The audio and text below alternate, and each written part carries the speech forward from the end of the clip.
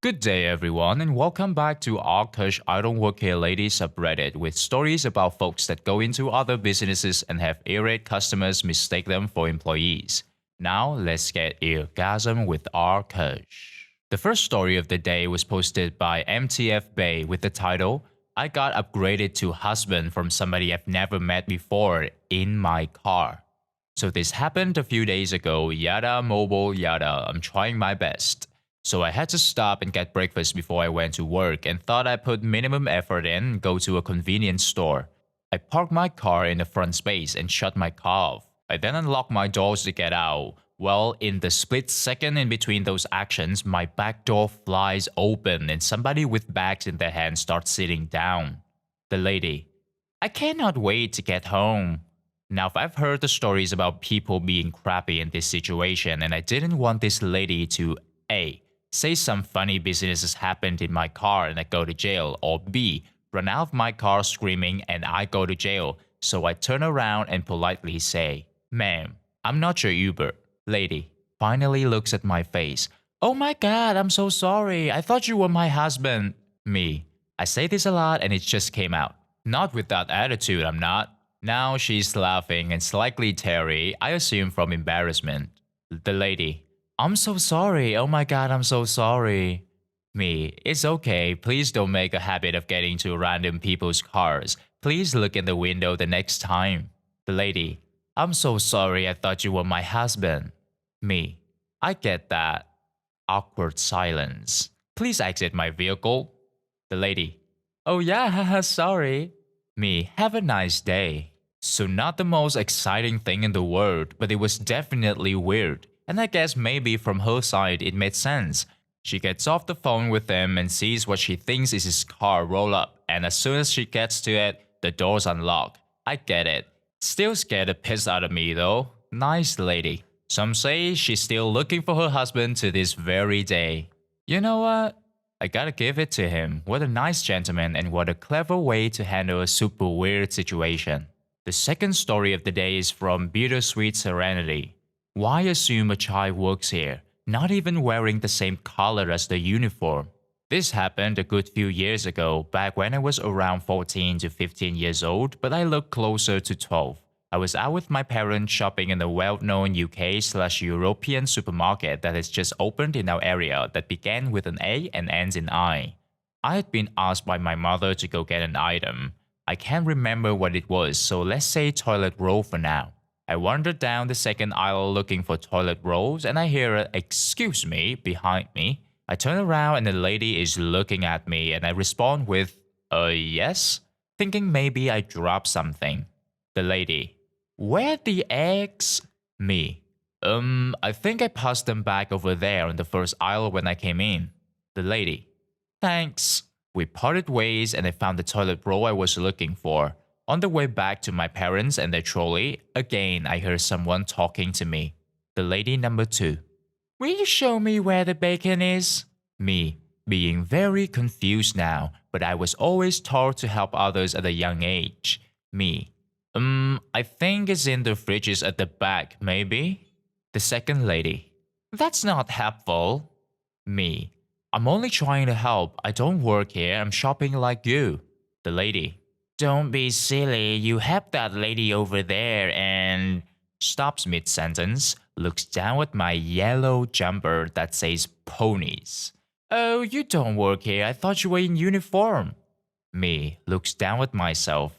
No, it's a horse jumper and it's yellow. The staff wear bright blue here, but I still think the bacon is in the fridges over there. We part ways. No, she didn't apologize or say thanks. And yes, she found the bacon where I told her it was. But it was a very confusing day for a lot of people. Not a great story, but I never wore that jumper out of the house again. Back in the days when I was in high school, my school uniform was green, the same color as the janitor's jacket. Fortunately, all the janitors were women, so I've never found myself in these kind of situations. Lucky me, right? Moving on to the next story, posted by So Long and Goodnight 23. We are not jollies. Please stop harassing us. This is my first Reddit post. I'm sorry about formatting. I'm on mobile, and if I'm ramble a bit. In my house, we still have a landline and the same house phone number my parents have had for over 30 years.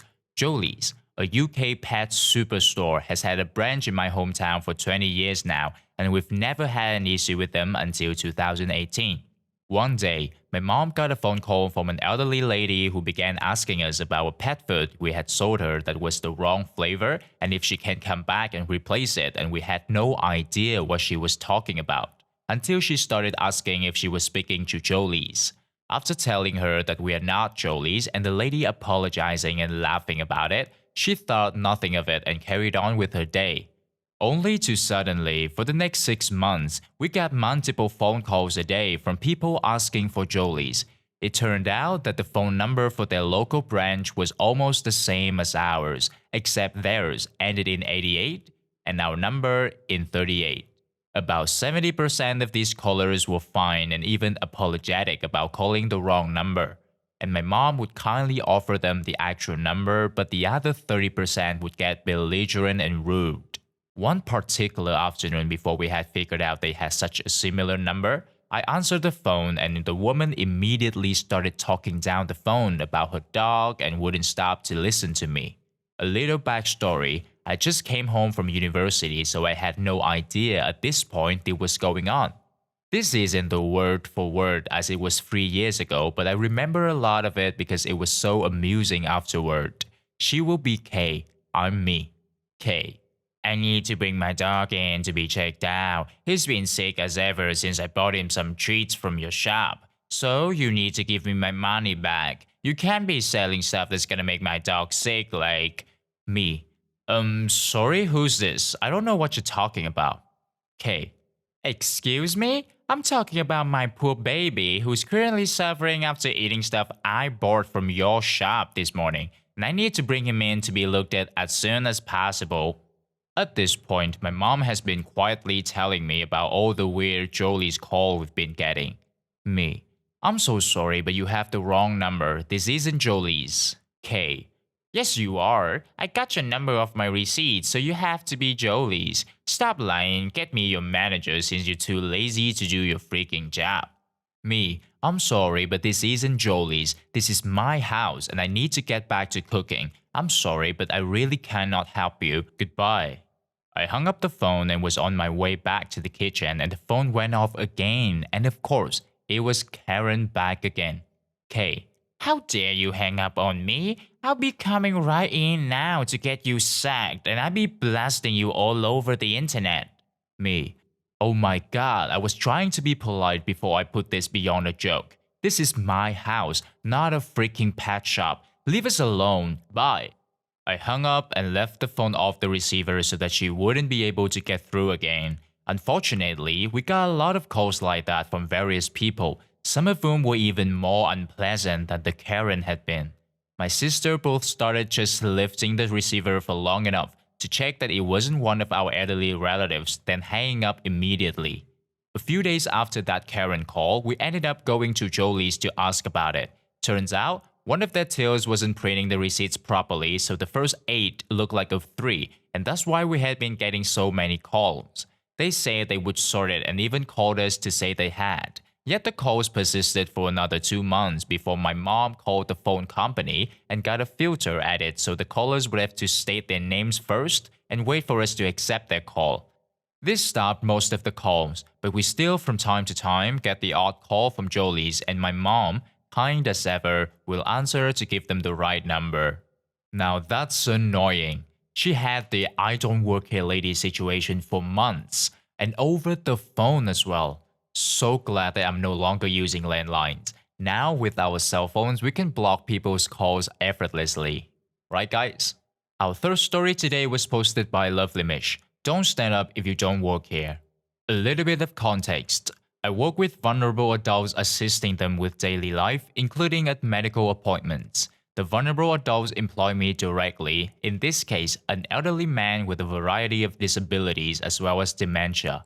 I'm taking the elderly man to an outpatient clinic for blood tests. Due to COVID, most people are on their own, but he can't attend without support. I'm wearing a black sweater with a nerdy slogan on it and a navy jeans. I'm a plump, middle-aged woman. All the nursing staff is wearing light color scrubs. Everyone is in masks except for the elderly man and scooter lady because of their conditions. The elderly man and I are directed to our third waiting room of the day, and there are no chairs next to a space for his wheelchair. Due to his difficulties, I positioned him so that I stood across from him and he can see me. We managed some conversation, then he wants to read something on his phone, so I set that up for him. Then the scooter lady arrives and parks her scooter next to me and strikes up the conversation for a bit that eventually lapses into silence as we all wait for names to be called into one of the two clinics leading off the waiting area. Nurse. Emma fake name. Emma fake name. Woman gets up and heads to her. Oh, this way, love. Scooter lady. What name did she say, lovely mish? Me. Emma fake name. Scooter lady. Oh, not me then. I hate waiting. Me. I know how you feel. Nurse. Peter pseudonym? Peter pseudonym. No one moves. Elderly man's phone rings and he starts talking on it. I strain to listen in case it's something I need to help with. It's not that it's a family member. I relax. The nurse. Peter pseudonym? The scooter lady. I hate it when people don't turn up for their appointments, don't you? Me. I usually worry they're stuck in the car park. Scooter lady. Oh yes, parking here is terrible. Long ramble about the terrible parking. Nurse. Peter pseudonym? Peter pseudonym. Sighs loudly and goes back into the clinic. The scooter lady. Still rambling about car parking. The angry man. Gets up and storms towards me. Did you call my name? Me. Surprised. What?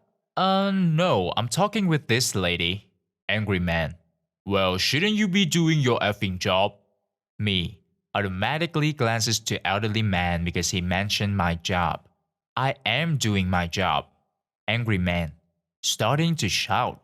Bloody well look at me when I'm bloody talking to you. Effing child. Did you call my effing name? Me. Beginning to understand he thinks I'm a nurse. No. But the nurse called Peter pseudonym last. The angry man. So you did effing call my name, you bloody B-word. Me. I'm not a nurse, look. I think. At this point he takes his mask off and starts seriously advancing on me. My reaction is to glance at elderly man who is looking scared. I am now effectively pinned between scooter lady's scooter, the wall, and the man. Angry man. Do your effing job, B-word. Me. Okay, so the nurse went that way when she called for you. The angry man. And you're going to just stand there and do nothing about all this? Me. I have to be here. Could you go find a phlebotomist emerges from the clinic. The phlebotomist. What's happening? Why are you shouting? The angry man. This batch called my name and now she won't move. I don't know where to go. Phlebotomist. Sees mask in angry man's hand. Are you able to wear a mask, sir? Me. Excuse me? Elderly man is now distressed, and so I push part angry man to get to him. Angry man. Did you see that? Effing B-word assaulted me. Phlebotomist. I need you to put on your mask, sir. Me. Calming elderly man and explaining that the man just mistook me for a nurse. Angry man. Hearing the conversation. Well, if you're not a nurse, you shouldn't be stood up then. Phlebotomist. Could you put your mask on, please? The nurse. Emerges from the clinic. Why don't you have your mask on? Angry man. Because the thing staff here. Gesture at me. Don't understand a simple question. The scooter lady. In a sweet tone. The effing patients don't understand who's staff here and who's not. Angry man. Gawks at her. Nurse. Come with me. Leads him away. Phlebotomist. I need to go sanitize. There'll be a short delay. And he heads off. Scooter lady. I hate long waits. Elderly man. Me too. Me. Goes back to standing by the wall and hand sanitizing for all I'm worth. And that brings us to the final story of today's video. I'm sorry, I'm not the male guy. Posted by FrostDragon57. A buddy of mine thought I should share this story because it gave us a bit of a laugh. I also know that the one in the story isn't a woman and is not entitled, but it still gives me a smile thinking back. I work in a factory near an auto parts shop. And on my way home, I passed straight by a mechanic shop. I'm really good friends with the guys there and even get to borrow a lift and their tools to do repairs myself on my car. Since I pass by their shop, they frequently ask if I can haul some parts for them after I get off work. I don't see an issue since I do pass by and I mean, we're friends. This happened a few weeks ago. This particular day was one such day. They call me and ask if I can haul some parts for them. By some, they mean enough parts to rebuild an entire engine. Lucky me for having a big car. Anyway, I stroll up to the counter and say that I'm there for some parts for name of the boss. The guy behind the counter shuffles off to get all the parts. Lo and behold, I hear an older gentleman behind me. Let's call him Ken. Ken. Excuse me, do you have my alternator with you? Me. Sorry? Ken. My alternator. I need it to get my tractor going. Me.